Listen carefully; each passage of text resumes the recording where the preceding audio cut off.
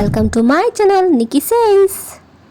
ಹಚ್ಚ ಹಸಿರಿನ ಗದ್ದೆಗಳ ನಡುವೆ ಇರುವ ಒಂದು ಚಿಕ್ಕ ಹಳ್ಳಿಯಲ್ಲಿ ಒಬ್ಬ ಬ್ರಾಹ್ಮಣ ಹಾಗೂ ಅವನ ಹೆಂಡತಿ ವಾಸ ಮಾಡುತ್ತಿದ್ದರು.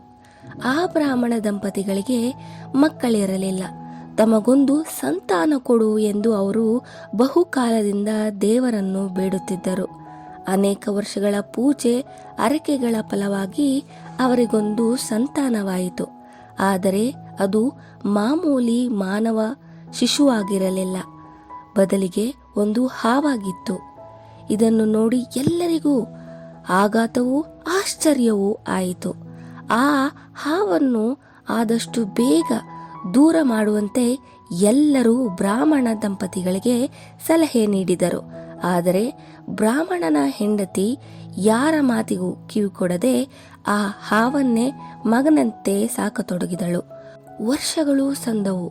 ಹಾವು ಬೆಳೆದು ದೊಡ್ಡದಾಗಿ ಮದುವೆಯ ವಯಸ್ಸಿಗೆ ಬಂತು. ತಮ್ಮ ಸರ್ಪಪುತ್ರನಿಗೆ ಸೂಕ್ತ ವಧುವಿಗಾಗಿ ಬ್ರಾಹ್ಮಣ ದಂಪತಿಗಳು ಹುಡುಕತೊಡಗಿದರು. ವಧುವಿಗಾಗಿ ಆ ಬ್ರಾಹ್ಮಣ ಹಳ್ಳಿಯಿಂದ ಹಳ್ಳಿಗೆ, ಪೇಟೆಯಿಂದ ಪೇಟೆಗೆ ಅಲೆದಾಡಿದ. ಅದೆಲ್ಲ ನಿಷ್ಫಲವಾಯಿತು. ವಧು ಸಿಗಲಿಲ್ಲ. ಮನುಷ್ಯರಾದವರು ನಮ್ಮ ಹಾವು ಮಗನನ್ನು ಮದುವೆಯಾಗುವುದು ಸಾಧ್ಯವೇ ಎಂದು ಬ್ರಾಹ್ಮಣನು ಹೆಂಡತಿಗೆ ಹೇಳಿದ. ಆದರೆ ಆಕೆ ಹಠ ಮಾಡಿದಳು. ಮಾನವ ವಧುವೇ ಬೇಕೆಂದು ಪೀಡಿಸಿದಳು. ಎಲ್ಲೂ ವಧು ಸಿಗದೆ ಬ್ರಾಹ್ಮಣನು ತನ್ನ ಹಳೆಯ ಸ್ನೇಹಿತನೊಬ್ಬನ ಬಳಿ ಹೋದ. ತನ್ನ ಸಮಸ್ಯೆಗಳನ್ನು ಅವನ ಸ್ನೇಹಿತನಿಗೆ ಹೇಳಿದ. ಹೋ, ನೀನು ನನಗೆ ಮೊದಲೇ ಹೇಳಬೇಕಿತ್ತು. ನನ್ನದೇ ಮಗಳಿದ್ದಾಳಲ್ಲ, ಅವಳಿಗೆ ನಾನು ವರ ಹುಡುಕುತ್ತಿದ್ದೇನೆ. ನಿನ್ನ ಸರ್ಪಪುತ್ರನಿಗೆ ಅವಳನ್ನು ಕೊಡುವೆ ಎಂದನು.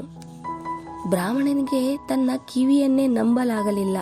ಅನೇಕರ ವಿರುದ್ಧದ ನಡುವೆಯೂ ಮದುವೆ ನಡೆದೇ ಹೋಯಿತು. ಹಾವೇ ಇರಲಿ, ಏನೇ ಇರಲಿ, ಆ ಬ್ರಾಹ್ಮಣನ ಮಗನೇ ತನ್ನ ಗಂಡನಾಗಬೇಕೆಂದು ಆ ಹುಡುಗಿಯು ಹಠ ಹಿಡಿದಳು.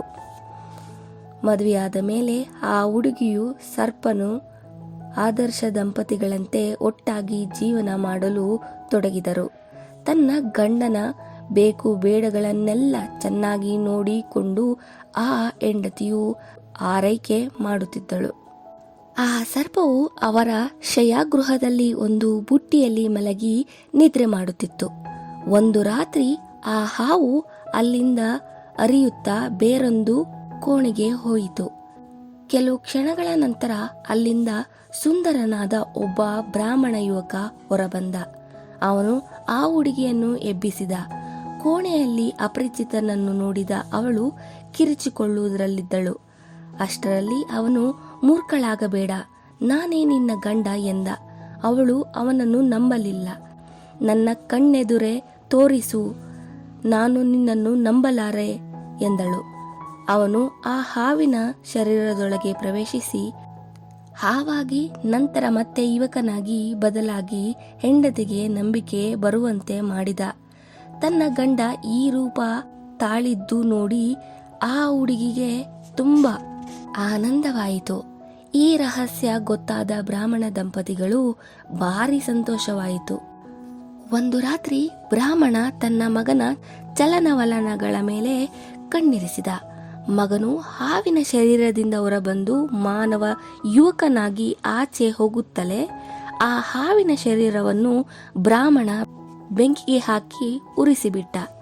ನಂತರ ಮಗನು ಅಪ್ಪನ ಬಳಿ ಬಂದು, ಅಪ್ಪ, ನೀನು ನನ್ನನ್ನು ಉಳಿಸಿದೆ. ಈಗ ನಾನು ಮತ್ತೆಂದೂ ಹಾವಾಗಿ ಬದಲಾಗಲಾರೆ. ನನ್ನ ಬಾಹ್ಯ ಕವಚವು ಬೆಂಕಿಯಲ್ಲಿ ನಾಶವಾಗಿದೆ. ಈ ಮೂಲಕ ನನಗೆ ತಟ್ಟಿದ ಶಾಪವು ನಿವಾರಣೆಯಾಗಿದೆ ಎಂದ. ಇದಾದ ಮೇಲೆ ಆ ಎಳೆಯ ದಂಪತಿಗಳು, ಬ್ರಾಹ್ಮಣ ದಂಪತಿಗಳು ಸುಖವಾಗಿ ಬಾಳಿದರು. ಈ ಕುಟುಂಬವು ಎಲ್ಲರಂತೆ ನೆಮ್ಮದಿಯಿಂದ ಇರುವುದನ್ನು ಕಂಡು ಆ ಊರಿನವರು ಸಂತೋಷಪಟ್ಟರು. ಈ ಕಥೆಯ ನೀತಿ: ಮಳೆ ಬಂದು ನಿಂತ ಮೇಲೆ ಬಿಸಿಲು ಬರುತ್ತದೆ. ಸಮಯಕ್ಕೆ ಸರಿಯಾದ ನಿರ್ಧಾರ. ಅಮ್ಮನ ಪ್ರೀತಿ ಮತ್ತು ಧೈರ್ಯಕ್ಕೆ ಬೆಲೆ ಕಟ್ಟಲಾಗುವುದಿಲ್ಲ. ಇನ್ನು ಏನಾದರೂ ಬೇರೆ ನೀತಿ ನೀವು ಕಲ್ತ್ರ ಈ ಕಥೆಯಿಂದ? ಹಾಗಾದರೆ ಕಮೆಂಟ್ ಮಾಡಿ. ಪ್ರೋತ್ಸಾಹ ನೀಡಲು ಲೈಕ್ ಮತ್ತು ಶೇರ್ ಮಾಡಿ. Thank you for watching this video. See you on the next video.